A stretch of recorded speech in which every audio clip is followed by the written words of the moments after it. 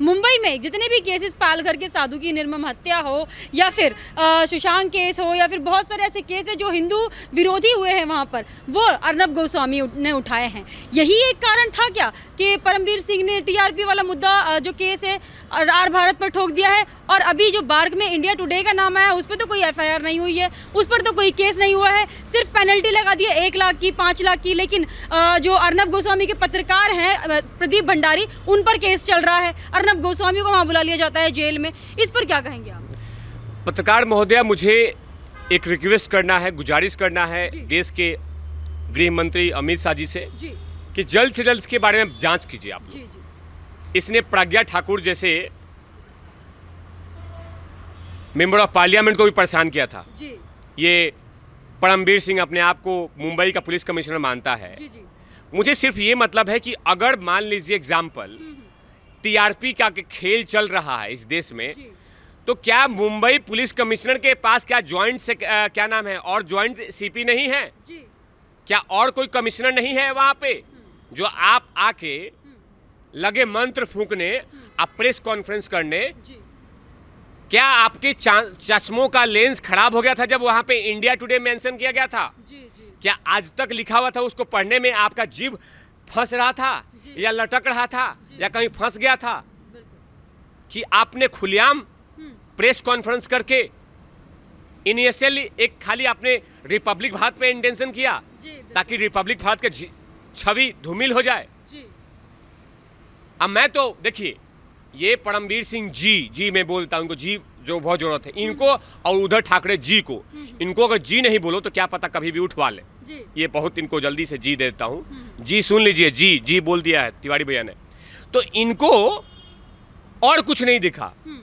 सुशांत भाई पे ये प्रेस कॉन्फ्रेंस नहीं करते हैं। पालघर में निर्मम हत्या की गई साधुओं की, उसमें ये प्रेस कॉन्फ्रेंस नहीं करते हैं। दिशा सल्यान को बिल्डिंग से फेंक दिया गया, उसमें प्रेस कॉन्फ्रेंस नहीं कर रहे हैं। आर्मी के पूर्व ऑफिसर, नेवी के जो पूर्व ऑफिसर थे मदन शर्मा जी, उनकी आंख फोड़ने का काम किया जाता है, उनके बारे में प्रेस कॉन्फ्रेंस नहीं होता है।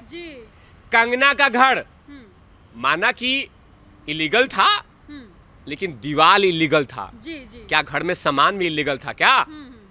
लेकिन घर को नास्ता नाबूद कर दिया गया, उस पर सवाल नहीं खड़ा होते हैं, उस पर प्रेस कॉन्फ्रेंस नहीं करते हैं। लेकिन सवाल था ना कि पाखंड तो बहाना है और न तो निशाना है, ये शायरी था। इन्होंने देखा होगा, इनके चश्मों में दे दिया गया है कि अर्नव, माने कुछ भी पहने, जैसे मान लीजिए चश्मा है, ये पहन लिया हमने, मुझे दिखेगा खाली अर्नव अर्नव अर्नव अर्नव अर्नव अर्नव। कोई चीज में अगर हो सकता है कि किसी दुकान, किसी रोड पे चलते व्यक्ति का नाम अर्नव सुन लिया, अर्नव अर्नव पकड़ो पकड़ो पकड़ो, अर्नव अर्नव, सपने में अर्नव। जैसे आपने एक बार याद होगा, जो सेनवर्न थे ऑस्ट्रेलिया के स्पिनर, उनको सपने में सचिन तेंदुलकर आ जाते थे नजर, सपने में, कि जो छक्का चौका मारते थे। तो ऐसे ही परमवीर सिंह जी के सपने में अर्नव गोस्वामी आना शुरू हो गया है। हो सकता है कि मुझे डर है कि अगर मुंबई के कुछ सब इंस्पेक्टर हवलदार लोग कहीं अर्नव नाम के हो, अगर वो आसपास में घूम रहे हो, तो ये हार्ट अटैक से खत्म ना हो जाए। अर्नव सलाम साहब, अर्नव अर्नव नहीं, इसका मुंह हटाओ, अर्नव नहीं है, अर्नव अर्नव अर्नव अर्नव, पूरा नाम बताओ। अर्नव पाटेकर, ओ पाटेकर मराठी, ओके अर्नव गोस्वामी नहीं है ना? ऐसे हाल हो गया है। उस जब आप चिट्ठा पढ़ रहे थे, क्या उसमें इंडिया टुडे आज तक नहीं लिखा हुआ था? एक नहीं 6 बार लिखा हुआ था। उसको पढ़ते और आप बोलते, लेकिन आपको सवाल है ना।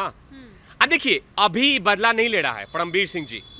इससे पहले सोनिया जी का ओरिजिनल नाम खुदाई करके एंटोनियो नाम है कुछ, मुझे उसमें बड़ा कॉम्प्लिकेटेड इटालियन नाम है, मुझे उसमें नहीं जाना। उस नाम को अर्नव भाई ने लाइव में ले लिया था, तो 18 घंटे पूछताछ हुआ पत्रकार महोदय। अब तो सवाल खड़ा हो रहा है कि 18 घंटे क्या पूछताछ हो रहा था? 18 घंटे पत्रकार महोदय, 18 घंटे। एक दिन नहीं, 2 दिन तक, 2 दिन तक पूछताछ चला था। बताइए, ये टैलेंटेड स्कॉटलैंड पुलिस है, ये मुंबई की, ओरिजिनल नाम लीजिए 18 घंटा। तो गलती से तो अर्णव भाई ने तो कुछ और नहीं बोला था, वरना 6 महीने का जेल भी ठूस दिया जाता। अनुज के क्या गलती थी रिपब्लिक भारत के चैनल के पत्रकार का? अनुज ने खाली यही पूछा था कि नमस्कार आप देख रहे हैं रिपब्लिक भारत, पीछे तस्वीर है, अच्छा ये किसका फार्म हाउस है, खाली ये पूछ लिया। 4 दिन की न्यायिक हिरासत में, जबकि उसको वकील से नहीं मिलने दिया जाता है। क्या जनता की आवाज को दबा देंगे? जो चौथे स्तंभ है इस देश की, लोकतंत्र का चौथा स्तंभ, क्या उसको तोड़ को खंड खंड कर देंगे? अपना राज चलाएंगे? परमवीर सिंह जी, आप संवैधानिक पद पे बैठे हुए हैं और जो चश्मा पहने हैं उसमें इसका एक ही वक्त रखिए, सबको न्याय और सबको विश्वास। आपका ये स्लोगन होना चाहिए, ना कि इंडिविजुअल आपको चश्मे से खाली आपको दिख रहा है अर्णव अर्णव अर्णव अर्णव अर्णव अर्णव अर्णव, नहीं दिखना चाहिए आपको। आपको सबको देखिए। इसीलिए तो अर्णव भाई पूछ रहे हैं कि तुम्हारे बारे में जितने भी पाखंड है तुम्हारा पोल खोलना शुरू करूं? अर्णव भाई सबका सच जानता है। इसीलिए परमवीर सिंह जी को जब पेपर पढ़ते हैं तो उसमें अगर किसी इंडिविजुअल और भी चैनलों का नाम है तो उसको बताना चाहिए था, लेकिन आप उसको नहीं बता रहे। मतलब क्या? सूटकेस भर भर के मिला है ये? किसने आपका कान फूका था? मुझे मालूम है कान किसने फूका है। किसने आपको बोला था कि नाम मत लेना? लेकिन जनता जनार्दन जानती है, क्योंकि अर्णव ने लास्ट में उस पेज को लेके आया और दिखाया कि 6 बार तो इंडिया टुडे का नाम मेंशन था। आपने क्यों नहीं पढ़ा? क्या उसको पढ़ने से आपको हार्ट अटैक हो जाता? लेकिन जनता जानती है और अर्णव भाई जल्द से जल्द इसको भी एक्सपोज करेगा कि ये कितना कहां तक इसका लिंक जुड़ा हुआ है। जी देखिए, बहुत सही, अपने राष्ट्रहित के लिए जो बोलता है उसको ये जेल में ठूस देते हैं। चलिए एसएसआर पर भी मैं आपसे बात करना चाहूँगी। चेतन भगत का ये कहना है कि एम्स की जो रिपोर्ट आई है उस पर सवाल क्यों खड़े किए जा रहे हैं, क्योंकि मैं एम्स पर बहुत भरोसा करता हूँ और IIT पर बहुत भरोसा करता हूँ। तो उनका भरोसा एम्स पर है, लेकिन हमने तो एम्स का नाम नहीं लिया, हमने एक पर्टिकुलर डॉक्टर का नाम लिया है, सुधीर गुप्ता का। तो उनको क्यों मिर्ची लग रही है इससे? पत्रकार महोदया, इस देश में एक ऐसा ट्रेंड चला है कि अगर आप बेहतर इंग्लिश बोलती हैं,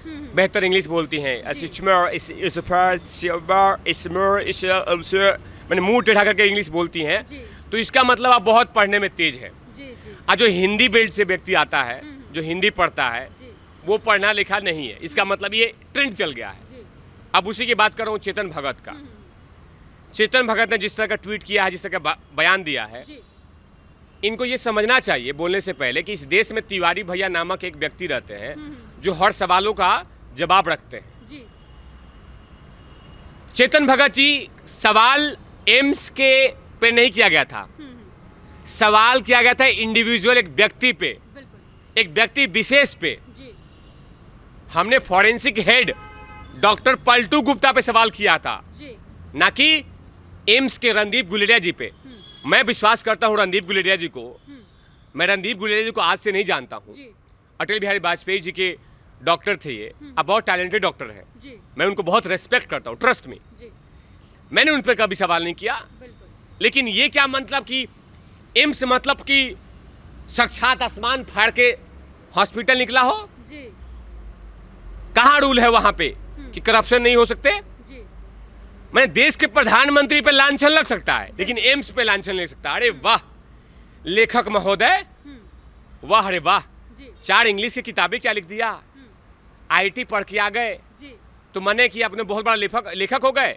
आप ये बोलिए कि आप चटुए लेखक हैं, आप साक्षात बोलिए, क्योंकि आप जो किताब लिखते हो तो कोई भाड़ जो डायरेक्टर है बॉलीवुड में जो बैठा हुआ है, वो फट से आपके मूवी को बोलता है कि Chetan Bhagat ji, yes I'm blah, yes are you ready, can you come at my house? Oh I'm coming। आ जाते हो वहाँ पे, गले मिले और तुम्हारा मूवी बन गया 2 स्टेट 3 इडियट, तुम्हारे कॉन्सेप्ट पे बना है ना। तो तुम किताब छापते हो और फिर उस किताब को ले जाके किसी चटुए डायरेक्टर को देते हो कि इस पे मूवी बनाइए, मेरा भी नाम होगा, आपका भी नाम होगा, मसाला कूटेंगे। हम एम्स के सवाल नहीं कर रहे हैं एम्स पे, हम एम्स के इंडिविजुअल डिपार्टमेंट पे सवाल खड़ा कर रहे हैं। बिल्कुल। इंडिविजुअल डिपार्टमेंट सवाल खड़ा करना एम्स के क्रेडिबिलिटी पे सवाल खड़ा नहीं होता है। बिल्कुल बिल्कुल लेकिन इनको कौन समझाए? सवाल है ना कि यहाँ पे इनको सपोर्ट करना है जी बॉलीवुड माफियाओं का, ताकि इनके किताब से मसाला बन सके। बिल्कुल 2 तो मसाला 3 मसाला बन चुका है, 2 एस्टेट बन चुका है, पता नहीं 3 एस्टेट बन चुका है, half girlfriend, full girlfriend, quarter girlfriend, ये सारे मूवियाँ बन रही हैं इन्हीं किताब पे। 3 इडियट, 4 इडियट्स, 5 इडियट्स, ये सारे मूवी बन रहे हैं। तो अभी नया किताब छापे हैं तो सोच रहे हैं कि इस पे भी कोई दुकान खोल ले। लेकिन चेतन भगत जी, आपका मुंह बंद रहे तो बेसे नहीं मांगा है। जनता है, मांगेगी न्याय। जी। आपको क्यों दर्द हो रहा है? आप जाके तलवे चाटिए उन भां डायरेक्टरों का जो इस देश को तोड़ने की ताकत कर रहे हैं, कुकर्म कर रहे हैं। जाइए महेश भट्ट का चाटिए, क्या पता आपको मूवी, आपकी किताब पे मूवी बना दे। बहुत बहुत धन्यवाद आपका तिवारी जी। ये थे हमारे साथ वेद तिवारी जी। इनका यही कहना है कि रिपब्लिक भारत शुरू से राष्ट्र हित के लिए लड़ता आया है और लड़ता आएगा।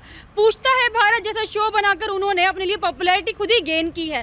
टीआरपी इसलिए है क्योंकि देश की जनता उन्हें देखती है, मानती है, उनकी चीज़ें ग्रैब करती है। आपका इस पर क्या कहना है, हमें कमेंट करके ज़रूर बताइएगा। हमारे साथ ऐसे ही बने रहिए, देखते रहिए द राजधर्मा।